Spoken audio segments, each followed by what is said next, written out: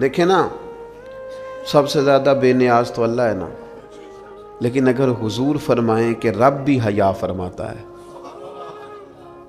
حضور سید عالم علیہ السلام فرماتے ہیں اللہ حیا فرماتا ہے کہ اس کا بندہ اس کے سامنے ہاتھ پھیلائے اور اللہ اس کے ہاتھوں کو خالی واپس کر دے۔ اللہ حیا فرماتا ہے۔ کیا معنی ہے؟ کہ اللہ تبارک و تعالی لحاظ کرتا ہے اس بات کا کہ اس بندے کی امید نہ ٹوٹ جائے، رب کی بارگاہ سے جو اس کی توقع ہے وہ توقع نہ ختم ہو جائے۔ معنی کیا ہوا؟ آپ وزادار رہیں، آپ کے مزاج میں رکھ رکھاؤ ہو۔ بعض لوگ بعض اوقات ایسی بات بول دیتے ہیں، ایسی بات کر دیتے ہیں، اس طرح کی گفتگو ان سے سرزد ہوتی ہے کہ وہ محسوس ہوتا ہے کہ جو اس بندے کی شخصیت ہے نا، جو اس کی پرسنالٹی ہے، اس کے ساتھ وہ بات میچ نہیں ہوئی۔ تجھے تو بہت زیادہ خیال والا ہونا چاہیے، تیرے مزاج کے اندر تو بہت زیادہ وزاداری ہونی چاہیے۔ نبی پاک صلی اللہ تعالی علیہ وسلم نے فرمایا رب حیا کرتا ہے، اور ایک مقام پہ حضور نے فرمایا جب سفید داڑھی والا مسلمان قبر میں جاتا ہے تو اللہ فرشتوں سے فرماتا ہے اسے عذاب نہ دینا، مجھے حیا آتی ہے۔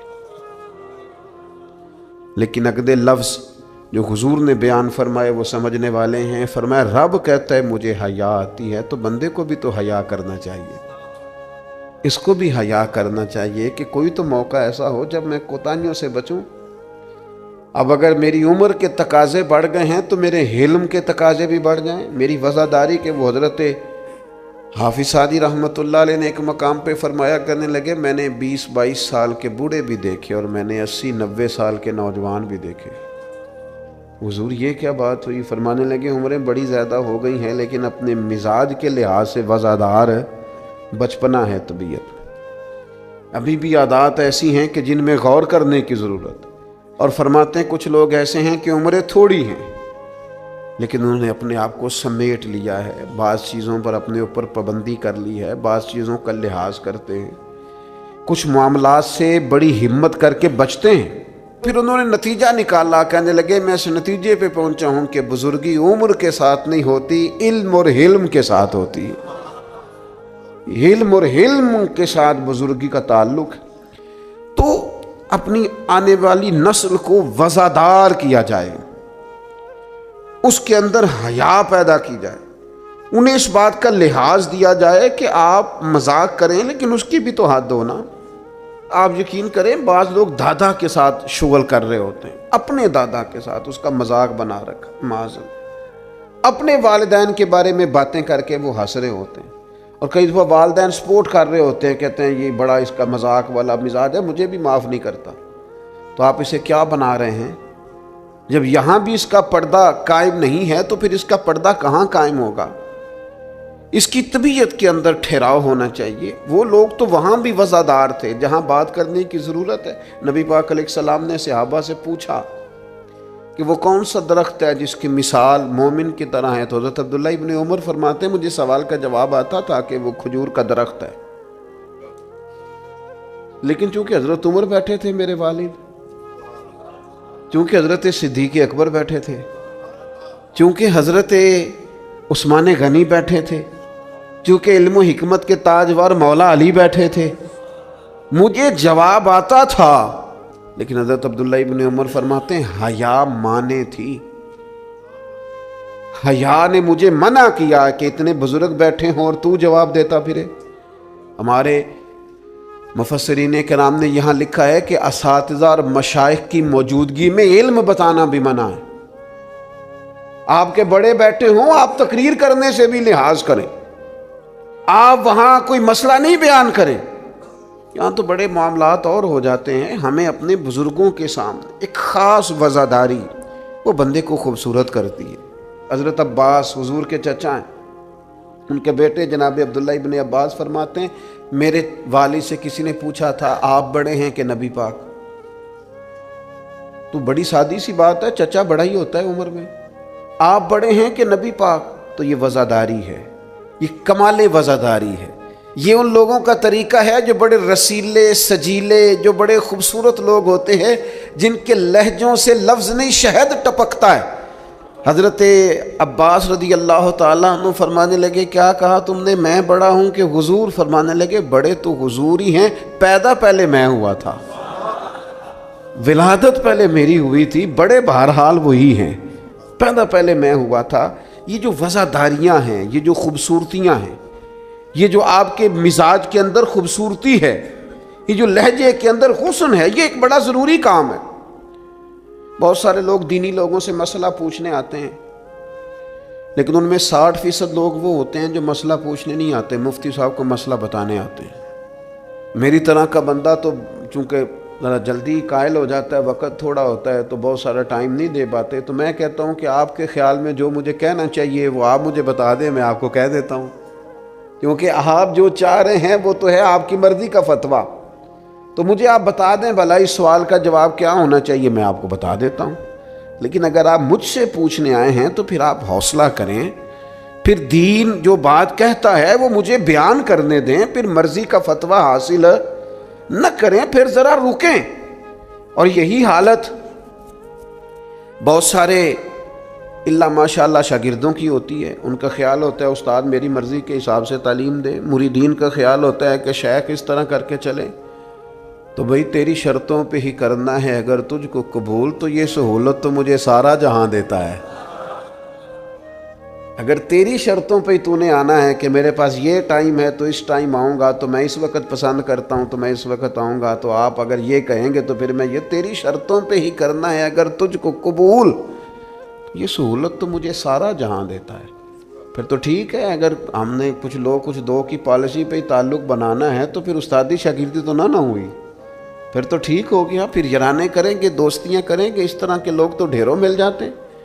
اپنی زندگی کے اندر وزاداری، خوبصورتی، ٹھہراؤ، لہجے کے اندر حسن، مزاج کے اندر ایک کمال۔ حضرت امام مالک رحمۃ اللہ علیہ کو کسی بات پر امام اعظم نے بڑا ڈانٹ دیا، شاگرد تھے، بڑا ڈانٹ دیا، سخت ڈانٹا، اور اس کے بعد بھی وقفے سے کبھی کوئی ایسی بات ہوتی تو امام صاحب کہتے ہیں میری طبیعت سے وہ غصہ نہ جاتا کہ یار اس نے ایسا کیوں کیا۔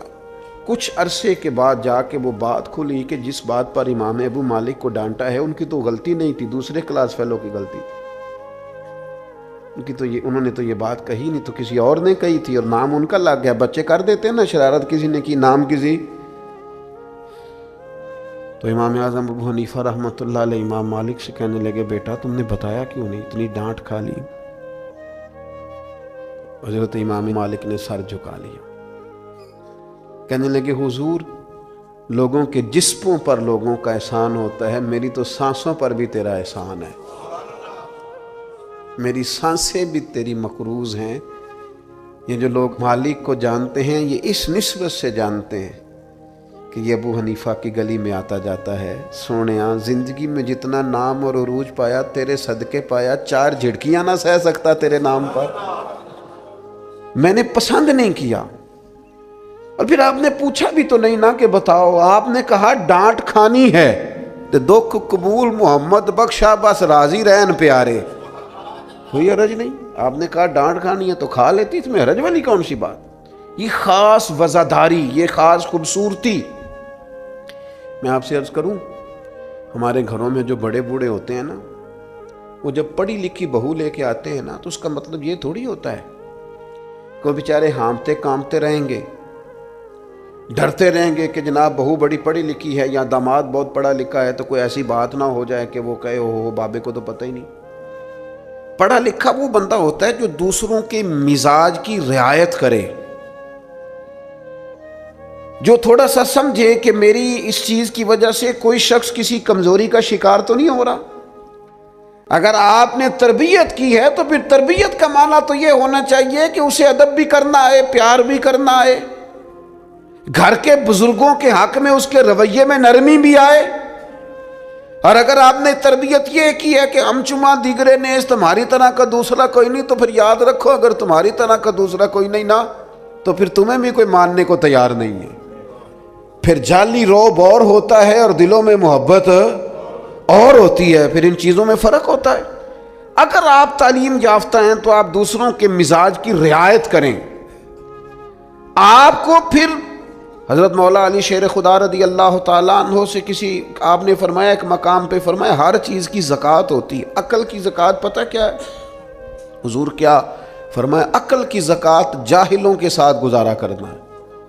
تیری عقل کی زکوٰۃ نکلے گی، تجھے پتہ چلے گا کہ تو کس طرح گزارا کرتا ہے، اور اگر تو جاہل سے گزارے نہیں کر سکتا تو پھر اس کا مطلب یہ ہے کہ تو نے علم کو سمجھا۔ عزیز دوست، آپ غور فرمائیں اور اس پر آپ توجہ رکھیں گے کہ وزاداری، لفظوں کا چناؤ۔ قرآن مجید نے کہا یا ایھا الذین آمنوا لا تقولوا راعینا وقولوا انظرنا، اے ایمان والو تم نے جب میرے محبوب سے بات کرنی ہے تو راعینا نہیں کہنا، انظرنا کہنا ہے۔ یہ نہیں کہنا حضور سمجھ نہیں آئی رعایت کر دے، یہ کہنا یا رسول اللہ ایک نظر کرم کر دیں، ذرا بات دوبارہ سمجھا دیں۔ آپ اچھے جملے تلاش کے وزاداری کے ساتھ، ایک خاص حیا کے ساتھ۔ حضرت مولا علی شیر خدا فرماتے ہیں حضور سے مسئلہ پوچھنا تھا۔ مسئلہ پوچھنا بڑا ضروری کام ہے، اگر آپ مسئلہ دریافت نہیں کرتے تو بڑا عرصہ تک ماحول اس طرح کا رہ جاتا ہے کہ جس سے آپ جہالت میں ہی وہ کام کرتے رہتے ہیں۔ مسئلہ پوچھیں گے تو بات بہتر ہوگی، آپ بات پوچھ لیں گے، بات کلیئر ہو جائے گی، آپ پھر صاف ستھرے معاملے کے ساتھ عمل کر سکیں گے۔ تو حضرت مولا علی کہتے ہیں حضور سے مسئلہ پوچھنا تھا، سوال کرنا بڑا ضروری ہے، خود حدیث پاک میں موجود ہے سوال کرنا آدھا علم ہے۔ لیکن حضرت علی کہتے ہیں نبی کریم سے مسئلہ پوچھنا تھا، میں نے مہینوں انتظار کیا، ہفتوں انتظار کرتا میں۔ میرا خیال تھا کہ میں سوال کی تکلیف بھی نہ دوں، کوئی اور آ جائے آ کے حضور سے مسئلہ پوچھ لے۔ حیا مانی تھی میں داماد ہوں حضور کا رشتے میں، کچھ ایسی باتیں ہیں جو حیا کے مانند میں سوال نہ کرتا، میرا دل ہوتا کوئی اور پوچھ لے، وہ پوچھے گا حضور بتائیں گے، ساتھ میرا مسئلہ بھی حل ہو جائے گا۔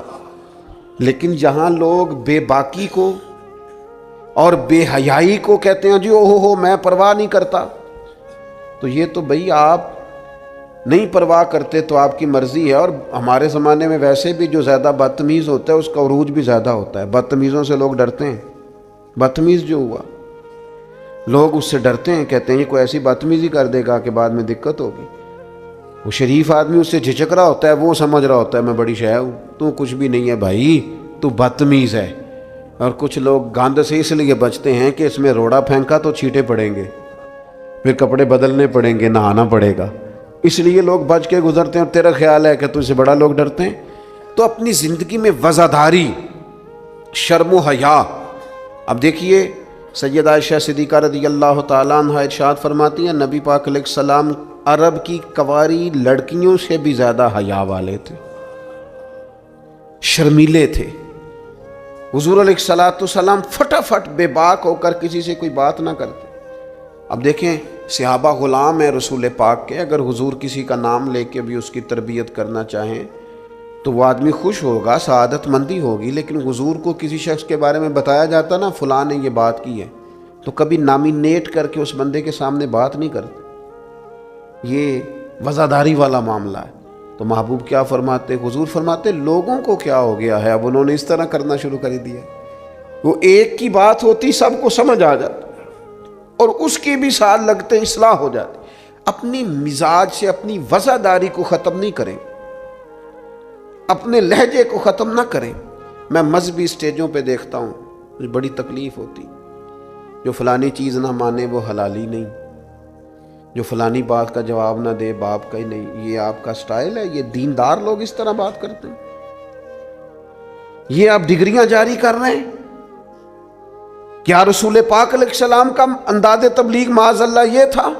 میں کیا کروں، صرف میں دینی لوگوں کی بات نہیں کر رہا۔ جو آدمی گندے لطیفے سناتا ہے نا اسٹیج پہ بیٹھ کے، اس کی آپ فین فالوئنگ دیکھیں کتنی زیادہ ہے۔ سٹیٹس کیا ہے؟ گند بولتا ہے، لطیفے سناتا ہے، اور اس کو سننے والوں کی تعداد کیا آ رہی ہے، دنیا ٹوٹ کے پڑ رہی ہے۔ یہ ہمارے معاشرے کے مجموعی مزاج کی عکاسی کرتی ہے کہ وزاداری کس حد تک ختم ہو گئی، اپنے انداز میں، اپنے لب و لہجے میں، خاص شرم و حیا، خاص خوبصورتی۔ ہمارے جو دیہاتی گھر ہوتے تھے ان کے اندر بڑی وزاداری ہوتی تھی، ان کے اندر بڑا خیال رکھا جاتا تھا، چیزوں کو بڑا سمجھا جاتا تھا۔ یہاں آپ حالت دیکھ لیں، شادی بیٹی کی ہو یا بیٹے کی ہو، سارا خاندان بیوٹی پارلر میں بیٹھا ہوتا ہے، کوئی وزاداری نہیں رہی، کوئی وہ معاملہ ہی نہیں رہا جس میں حسن ہوتا تھا، خوبصورتی ہوتی تھی۔ رسول پاک صلی اللہ تعالی علیہ وسلم نے فرمایا حیا خیر ہی خیر ہے، حیا سراپا خیر ہے۔ تیرا جھکا جھکا لہجہ، تیرے جھجکتے لفظ، تیری ٹھہری ٹھہری باتیں، تیرا ذرا سمٹ کر چلنا، سمٹ کر بات کرنا، تیرے لہجوں کا ٹھہراؤ، گویا یہ وہ ٹھنڈی ہوا ہے جو چلے گی تو صحیح پر کسی کو فائدہ دے گی، نقصان نہیں دے گی۔ لیکن اگر تیرا خیال طوفان بننے کا ہے، پھر ایسا نہ ہو کہ درخت بھی ٹوٹیں، رستے بھی بند ہوں، عمارتیں بھی گریں۔ حضور نے فرمایا حیا خیر ہی خیر ہے، حیا جہاں آتی ہے خیر لاتی۔ نبی پاک صلی اللہ تعالی علیہ وآلہ وسلم ایک جگہ سے گزرے، یہ بخاری میں موجود ہے، تو ایک شخص اپنے بھائی کو سمجھا رہا تھا، اسے کہہ رہا تھا یار تو بڑا ہی شرمیلا ہے، اس طرح بھی کوئی کام ہوتا ہے؟ تیری شرم و حیا کی وجہ سے بڑے مسائل بنتے۔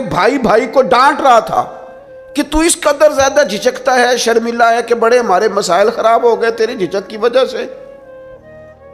حضور قریب سے گزرے تو یہ میرے کریم کا انداز دیکھیے، حضور فرمانے لگے اسے کچھ نہ کہہ، اسے چھوڑ دے، اس لیے کہ حیا تو ایمان کا حصہ ہے، حیا تو ایمان کا حصہ ہے۔ اور ایک حدیث میں حضور نے فرمایا 70 سے زیادہ شاخیں ہیں ایمان کی، اور حیا بھی ایمان کا حصہ ہے۔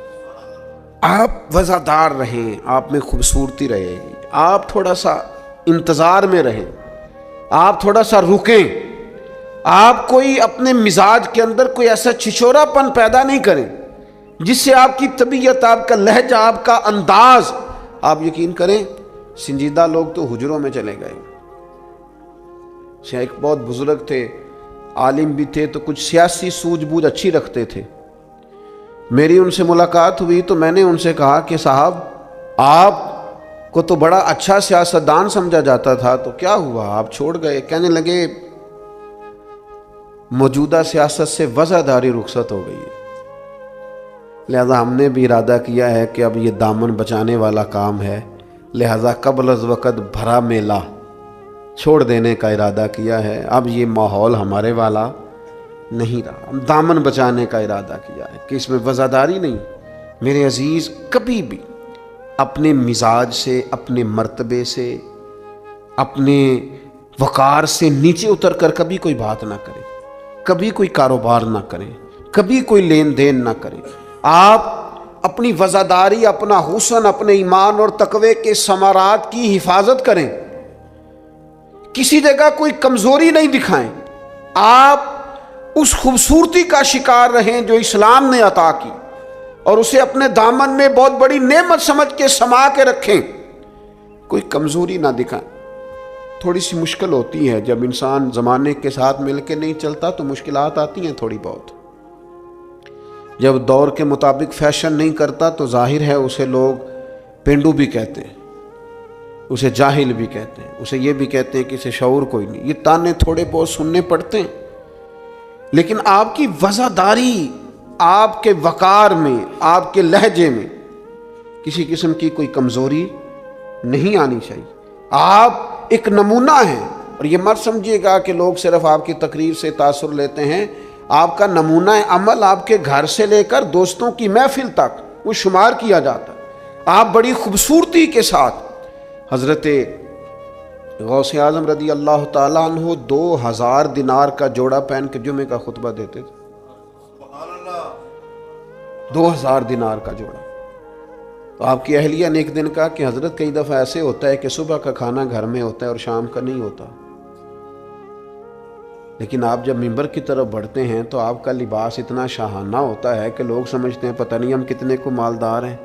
تو حضرت فرمانے لگے یہی تو میں چاہتا ہوں، میں نہیں چاہتا کہ میں پھٹے کپڑے پہن کے رکھوں اور لوگ جاتی دفعہ میرے ہاتھوں میں نذرانہ تھما کے جائیں کہ یہ رکھ لیں، لباس لے لیجئے گا۔ فرمایا اس طرح کا لباس پہنیں گے، اس طرح کی وزاداری اختیار کریں گے کہ جدھر جدھر سے گزریں گے لوگ سمجھیں گے کہ اللہ نے دینداروں کو بڑا بے نیاز بنایا ہوا ہے۔ ہم اپنی وزاداری کے اندر کیوں کوئی کمزوری لائیں؟ اپنے مزاج کے اندر آپ یقین کریں حضرت سعدی شیرازی قرضہ پکڑ کے مہمان نوازی کرتے تھے، قرضے پکڑ پکڑ کے لوگوں کو کھانا کھلانا، اس لیے کہ وفاداری قائم رہے، اور کسی جگہ کسی کمزوری کا اظہار نہیں کرنا تاکہ کسی کو پتہ نہ چل جائے، کوئی یہ نہ سمجھے کہ دین کے نام پہ آئے ہیں تو بار بار یہاں سے سوال ہو رہا ہے۔ تو یہ حیا ہے، یہ خوبصورتی ہے، یہ مزاج کا حسن ہے۔ رسول رحمت صلی اللہ تعالی علیہ وآلہ وسلم نے ہمیں ایک اور حیا کرنے کا بھی کہا ہے، اس پر بھی حضور نے ہماری توجہ دلائی۔ وہ حیا کیا ہے؟ وہ ہے اپنے رب سے حیا کرنا، اپنے مالک سے حیا کرنا۔ جب ہم لوگوں کے بیچ ہوتے ہیں تو لوگوں سے حیا کرتے ہیں۔ حضرت عثمان غنی رضی اللہ تعالیٰ عنہ غسل خانے کی چار دیواری کے اندر بھی غسل کرتے تھے تو تہمت باندھ کے۔ تو گھر والوں نے، یہ کسی نے پوچھا کہ حضور غسل خانہ چاروں جانب سے بند ہے اور اس کے اوپر چھت ہے اور آپ اس میں غسل کر رہے ہیں، تو پھر بھی آپ تہمت کے ساتھ، اور بڑا سمٹ کے اور بڑا کونے میں بیٹھ کے۔ تو آپ فرمانے لگے جب لوگوں کے بیچ ہوتا ہوں تو لوگوں سے حیا کرتا ہوں، جب تنہا ہوتا ہوں تو رب سے حیا کرتا ہوں۔ حضرت امام اعظم ابو حنیفہ گھر کی چار دیواری میں بھی ننگے سر نہیں بیٹھتے تھے، ٹانگیں پھیلا کے نہیں بیٹھتے تھے۔ فرماتے تھے سوتے وقت یہ کام کروں گا، میں گھر میں بھی وہ لہجہ اختیار نہیں کرنا چاہتا، اس لیے کہ میں اس رب کا ماننے والا ہوں جو حی و قیوم ہے، جو ہر جگہ دیکھتا ہے۔ رب سے بھی حیا۔ اور آپ کو پتہ ہے ہمارے صوفیاء نے فرمایا ہے کہ سب سے زیادہ اللہ سے وہ بندہ حیا کرتا ہے جو اپنے خیالات پر کنٹرول کرتا ہے، اپنے جذبات پر کنٹرول کرتا ہے، جو وسوسوں کو نہیں آنے دیتا، جو اپنی طبیعت میں کوشش کرتا ہے کہ اچھے خیالات ہی رہیں، وسوسے آئیں تو جھٹک دیے جائیں، اس لیے کہ وہ نبی پاک علیہ السلام کا جو فرمان موجود ہے نا کہ رب نہ تمہاری جیبیں دیکھتا ہے نہ صورتیں دیکھتا ہے، وہ جب دیکھتا ہے تمہارا دل دیکھتا ہے۔ تو وہ حیا کرتے ہیں کہ دل میں کوئی ایسا خیال آئے جو غلط ہو، برا ہو، گندا ہو، چونکہ مالک نے دیکھنا ہے، وہ اس لیے خانہ دل کو صاف رکھتے ہیں۔ لیکن نا کوئی مہمان گھر میں آتا ہے تو لوگ فٹافٹ صفائی نہیں کرتے، چیزیں نہیں اٹھاتے کہ وہ کیا سوچے گا، یہ کتنے میلے کچیلے ہیں، کیونکہ مہمان نے دیکھنا ہے، اور جس دل کو رب رحمان نے دیکھنا ہے اس کی صفائی رکھنا کہ اس میں گندے برے خیالات، ہرس، ہوس، لالچ، حسد، بغض، کینہ، عداوت، بددیانتی، بدگمانی یہ موجود نہ ہو، چونکہ رب نے دیکھنا ہے۔ اللہ کے پیارے رسول صلی اللہ تعالیٰ علیہ وسلم نے فرمایا اللہ تعالیٰ سے حیا کرو جس طرح حیا کرنے کا حق ہے۔ تو صحابہ کہتے ہیں ہم نے عرض کی یا رسول اللہ صلی اللہ تعالیٰ علیہ وسلم الحمدللہ ہم اللہ سے حیا کرتے ہیں۔ تو حضور نے فرمایا حیا کا وہ معنی نہیں جو تم نے سمجھا ہے۔ تو یا رسول اللہ پھر سمجھا دیں کیا معنی ہے حیا کا؟ تو نبی پاک علیہ السلام فرمانے لگے اللہ سے حیا کا حق یہ ہے کہ تم اپنے سر میں جو موجود افکار ہیں ان کی حفاظت کرو، اپنی سوچوں کی حفاظت کرو، پھر تم نے اللہ سے حیا کی۔ اور حضور فرمانے لگے جو کچھ تمہارے پیٹ کے اندر ہے جب تم اس کی حفاظت کرو گے تو پھر تم نے اپنے رب سے حیا کی، یعنی حرام نہ کھانا۔ نہیں پتہ سارے زمانے کو کہ تمہارا رزق حلال ہے کہ حرام ہے، پر تمہارے رب کو پتہ ہے نا، لہذا حیا کرنا، لقمہ حرام قریب نہ آنے پائے۔ اور حضور علیہ الصلاۃ والسلام فرمانے لگے یہ بھی یاد رکھنا کہ موت اور ہڈیوں کے گل سڑ جانے کو تم نے یاد رکھا ہوا ہو، اور فرمایا یہ بھی یاد رکھنا کہ تم نے قیامت کے دن دوبارہ اٹھنا ہے، رب کی بارگاہ میں کھڑا ہونا ہے۔ اگر تم نے ان سب چیزوں کو یاد رکھا پھر تم نے صحیح معنوں میں اپنے رب سے حیا کی، اور اگر تم نے یہ بھلا دیا ہے اور بس ٹھیک ہے دوڑ کے آئے، نماز پڑھ لی، اور جناب محفل میلاد میں جانے کا وقت آیا تو کہیں سے ادھار ٹوپی لے کے سر پہ اوڑھ لی اور لباس جو ہے وہ شلوار قمیض والا نکل آیا اور لہجہ بدل گیا، تو پھر کچھ ظاہری طور پر تو چیزیں بہتر کی لیکن حقیقی معنوں میں اپنے رب سے حیا نہیں کی۔ حضور فرماتے ہیں کچھ لوگ تہامہ پہاڑ جتنی نیکیاں لے کے آئیں گے قیامت کے دن، لیکن وہ اللہ ہوا میں اڑا دے گا۔ کیوں؟ اس لیے کہ لوگوں کے سامنے نیکیاں کرتے تھے، جب اکیلے ہوتے تھے پھر گناہ کرتے تھے۔ ان کی وہ جو تنہائی کی ناپاکی ہے نا، یعنی وہ جو اکیلے میں رب سے حیا کرنا چاہیے تھا، وہ حیا چونکہ موجود نہیں ہے تو رب فرمائے گا وہ تو تم نے لوگوں کے سامنے وزادار بن کے وقت گزارا ہے، میرے سامنے تو تمہاری تنہائی بڑی ناپاک رہی، لہذا وہ سب نیکیاں بھی ہوا میں اڑا دی جائیں گی۔ خوبصورت زندگی، خوبصورت لب و لہجہ، خوبصورت بولنا، خوبصورت آنا جانا۔ میں طلباء سے کہا کرتا ہوں کہ بڑی پسند کا بھی تمہارا کھانا پکا ہوا ہو تو اس طرح نہ کھاؤ کہ محسوس ہو کہ پتہ نہیں کتنی دیر کے بعد کھا رہا۔ تمہارا لہجہ صاف ستھرا، تو جو ہمیں کہا گیا کہ بھوک ہو بھی تو ذرا ہاتھ ہٹا لو، کھانے میں، پینے میں، لباس پہننے بھی آپ انوکھ۔ میں نوجوانوں سے عرض کروں گا تمہاری کٹنگ کیوں اس طرح کی لگے کہ جس میں کوئی طبیعت کا انوکھا پن ظاہر ہو، اس سے تمہاری وزاداری پہ ضرب آئے۔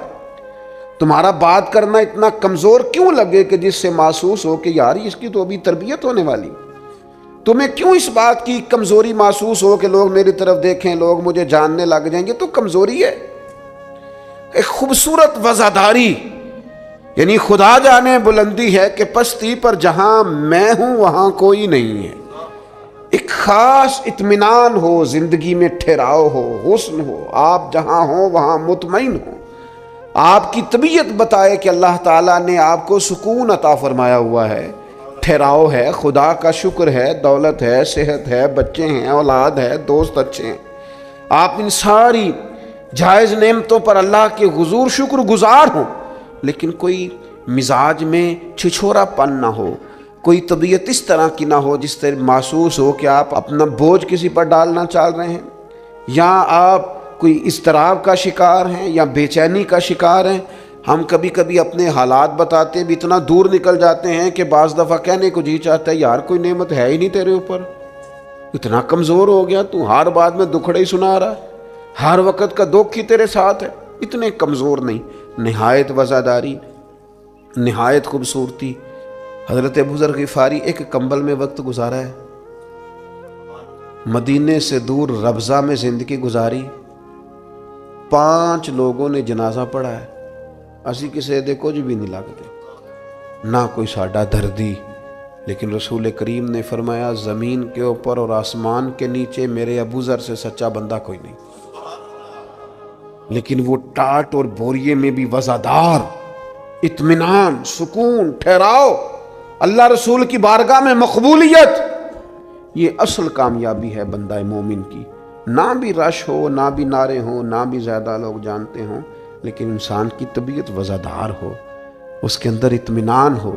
اور کچھ لوگ اتنے مطمئن ہوتے ہیں، ان کی زندگی میں اللہ رسول پر بھروسہ اتنا مضبوط ہو جاتا ہے، ان لوگوں کی زندگیوں کے اندر صبر اور شکر اتنا غالب ہوتا ہے، ان کے لہجے کے اندر ٹھہراؤ اتنا زیادہ ہوتا ہے کہ ان سے مل کر جینے کو جی چاہتا ہے، ان سے ملاقات کر کے انسان کو زندگی گزارنے کا لطف آنے لگتا ہے۔ یعنی جن سے مل کر زندگی سے پیار ہو جائے وہ لوگ آپ نے شاید نہ دیکھے ہوں، مگر ایسے بھی ہیں جن سے مل کر زندگی سے پیار ہو جائے، انسان کو ٹھہراؤ نصیب ہو، کرم نصیب ہو، ہوتے ہیں ایسے لوگ۔